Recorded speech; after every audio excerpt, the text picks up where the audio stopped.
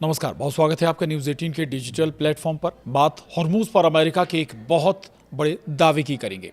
Iran पर क्या बोला अमेरिका और ईरान हुआ खस्ता हाल, तो फिर क्यों नहीं झुक रहा तेहरान, बताएंगे आपको। और साथ ही बात होगी हॉर्मूज संकट पर बढ़ी तनातनी की भी। हॉर्मूज से अमेरिकी नाकेबंदी ना हटने पर क्या करेगा ईरान, ये भी बताएंगे आपको। तो ईरान अमेरिका के बीच दूसरे दौर की वार्ता हो नहीं पा रही है। एक तरफ प्रस्ताव पर प्रस्ताव भेजे जा रहे हैं, वहीं दूसरी ओर ट्रंप कह रहे हैं कि उनकी हॉर्मूज में नाकेबंदी हिट है। उनका दावा है कि इससे ईरान को लगातार नुकसान हो रहा है। तो अमेरिका और ईरान के बीच बढ़ते तनाव के बीच अमेरिका ने बड़ा दावा कर दिया है। अमेरिकी सेना के मुताबिक उसने ईरान के खिलाफ जारी समुद्री नाकेबंदी के दौरान अब तक 42 जहाज़ों को रोक लिया है। ये नाकेबंदी ईरान के बंदरगाहों तक होने वाले समुद्री व्यापार को रोकने के लिए लागू की गई है। अमेरिकी सेंट्रल कमांड के प्रमुख ब्रैड कपूर ने बताया है कि हाल ही में 42वें जहाज को भी मोड़ दिया गया, जो इस नाकेबंदी का उल्लंघन करने की कोशिश कर रहा था। उन्होंने इसे एक बड़ी उपलब्धि बताया और कहा कि अमेरिका इस नाकेबंदी को पूरी सख्ती से लागू कर रहा है। अमेरिका के अनुसार इस कार्रवाई का असर साफ दिखाई दे रहा है।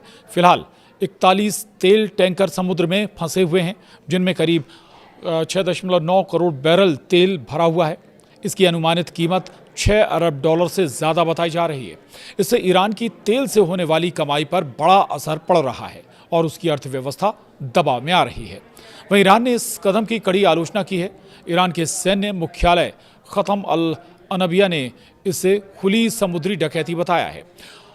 अधिकारियों का कहना है कि उस समय उन्होंने जवाबी कार्रवाई इसलिए नहीं की क्योंकि जहाज़ों पर मौजूद क्रू के परिवार भी सवार थे। वहीं ईरान ने चेतावनी भी दी है और कहा है कि अगर अमेरिका ने ये नाकेबंदी जारी रखी तो उसे अभूतपूर्व और कड़ा सैन्य जवाब दिया जाएगा। एक वरिष्ठ सुरक्षा अधिकारी के मुताबिक देश की सेना अब ज़्यादा देर तक संयम नहीं रखेगी और ज़रूरत पड़ने पर सख्त कदम उठाए जाएंगे। ये पूरी स्थिति स्ट्रेट ऑफ हॉर्मूज में लागू नाकेबंदी से जुड़ी हुई है, जो दुनिया के लिए बेहद अहम तेल आपूर्ति मार्ग है। इस रास्ते पर तनाव बढ़ने से वैश्विक ऊर्जा बाजार भी प्रभावित हो रहा है। दरअसल ये नाकेबंदी उस समय शुरू की गई जब इस्लामाबाद में 11 से 12 अप्रैल को हुई अमेरिका ईरान बातचीत किसी समझौते तक नहीं पहुंच सकी। इसके बाद से दोनों देशों के बीच तनाव और बढ़ गया है, जिससे क्षेत्र में हालात और संवेदनशील हो गए हैं। तो क्या युद्ध के हालात बन रहे हैं? एक बार फिर से ये समझ लेते हैं। ईरान अमेरिका का युद्ध 28 फरवरी को शुरू हुआ था, जिसके बाद दोनों देशों ने एक दूसरे पर खूब हमले किए।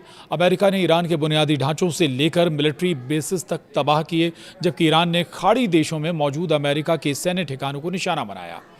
वहीं युद्ध को 5 हफ्ते बीत गया है, तो युद्ध विराम की परिस्थितियाँ ज़रूर अब दिखने लगी हैं। कोशिशें जारी हैं, लेकिन अभी तक कहीं कि पूरी तरह से युद्ध खत्म हो गया या उसकी संभावनाएं खत्म हो गई, ऐसा लगता नहीं। अमेरिकी राष्ट्रपति ने न सिर्फ युद्ध विराम का ऐलान किया, बल्कि दोनों देश पाकिस्तान की मध्यस्थता में वार्ता करने को भी तैयार हो गए। पहले दौर की वार्ता हुई भी, लेकिन इसका कोई परिणाम नहीं निकला और तब से दूसरे दौर की वार्ता के लिए अमेरिका और ईरान को मनाने की कोशिश हो रही है, लेकिन ये संभव नहीं हो पा रहा। ईरान की ओर से जो शर्तें रखी जा रही हैं उस पर अमेरिका राज़ी नहीं है, जबकि अमेरिका जो चाहता है वो ईरान को मंजूर नहीं है। और ईरान ने अमेरिकी नौसैनिक नाकेबंदी को विफल और भ्रामक बताया है। राष्ट्रपति मसूद पेज़ेश्कियान ने कहा है कि ये अंतर्राष्ट्रीय कानून के खिलाफ है और इससे क्षेत्र में तनाव बढ़ेगा। वहीं सैन्य सलाहकार मोहसिन रिजाई ने चेतावनी दी है कि नाकेबंदी जारी रही तो ईरान जवाब देगा। संसद स्पीकर गालिबाफ ने अमेरिकी दावों का मजाक भी उड़ाया। वहीं आपको बता दें, ईरान के शीर्ष नेतृत्व ने अमेरिकी प्रशासन की कथित नौसैनिक नाकेबंदी रणनीति को विफल और भ्रामक करार देते हुए कहा है कि इससे ना तो ईरान पर दबाव बढ़ेगा और ना ही क्षेत्र में स्थिरता आएगी, बल्कि फारस की खाड़ी में तनाव और बढ़ेगा। ईरान के राष्ट्रपति मसूद पेज़ेश्कियान ने स्पष्ट कहा है कि किसी भी प्रकार की समुद्री नाकेबंदी अंतर्राष्ट्रीय कानून के खिलाफ है और विफल होकर ही रहेगी। तस्नीम न्यूज़ एजेंसी के मुताबिक उन्होंने कहा कि ऐसे कदम क्षेत्रीय सुरक्षा को मजबूत करने के बजाय तनाव बढ़ाते हैं और स्थायी शांति को बाधित करते हैं। पर्शियन गल्फ नेशनल डे के अवसर पर अपने संदेश में पेज़ेश्कियान ने इस रणनीतिक जलमार्ग को ईरानियों की राष्ट्रीय पहचान का एक अभिन्न अंग और ईरान की संप्रभुता का प्रतीक बताया। इसी बीच ईरानी सुप्रीम लीडर के मिलिट्री एडवाइज़र मोहसिन रिजाई ने कहा कि ईरान अब अमेरिका की नाकेबंदी को किसी भी तरह से स्वीकार नहीं करेगा। अगर ये नाकेबंदी जारी रही तो ईरान की ओर से इसका जवाब भी दिया जाएगा। वहीं ईरानी संसद के स्पीकर एम.बी. गालिबाफ ने अमेरिकी राष्ट्रपति डोनाल्ड ट्रंप और अमेरिकी ट्रेजरी सेक्रेटरी स्कॉट बेसेंट के बयानों पर तंज कसते हुए कहा कि 3 दिन बीत गए हैं, कोई तेल कुआं नहीं फटा है, इसे 30 दिन तक बढ़ाकर लाइव भी दिखाया जा सकता है। उन्होंने आरोप लगाया कि अमेरिकी प्रशासन को गलत सलाह दी जा रही है, जिससे तेल कीमतों में उछाल आया है और स्थिति और जटिल हो रही है। इससे पहले ट्रंप ने दावा किया था कि अमेरिकी नाकेबंदी जारी रहने पर ईरान का तेल ढांचा 3 दिनों में फट सकता है। वहीं बेसेंट ने सोशल मीडिया पर कहा कि अमेरिकी ब्लॉकेड के चलते ईरान का तेल उत्पादन ठप होने की कगार पर है और जल्द ही पेट्रोल की कमी हो सकती है। और टकराव की वजह हॉर्मूज बना हुआ है। आपको बता दें, जो टकराव अभी सबसे ज़्यादा है वो हॉर्मूज स्ट्रेट पर है। तो स्ट्रेट ऑफ हॉर्मूज और फारस की खाड़ी वैश्विक ऊर्जा आपूर्ति के लिहाज से अत्यंत महत्वपूर्ण क्षेत्र हैं, जहां से दुनिया के बड़े हिस्से को तेल निर्यात होता है। संयुक्त अमेरिका और ईरान के बीच लंबे समय से चले आ रहे तनाव, विशेषकर ईरान के परमाणु कार्यक्रम और प्रतिबंधों को लेकर, अक्सर इस क्षेत्र में टकराव के कारण बने हैं। नौसैनिक नाकेबंदी न केवल क्षेत्रीय स्थिरता बल्कि वैश्विक तेल आपूर्ति और व्यापार पर भी गंभीर असर डाल रही है। तो ये बड़ा मसला यहाँ पर साफ है। एक तरफ हॉर्मूज स्ट्रेट पर तनाव बना हुआ है, अमेरिका और ईरान लगातार एक दूसरे के आमने सामने हैं। दूसरी तरफ वार्ता के प्रयास भी हो रहे हैं। हालांकि अब डोनाल्ड ट्रंप ये कह रहे हैं कि उन्हें कहीं भी जाने की ज़रूरत नहीं है। अगर वार्ता होगी या डील होगी तो फ़ोन के ज़रिए इसे पूरी कर सकते हैं, बातचीत कर सकते हैं।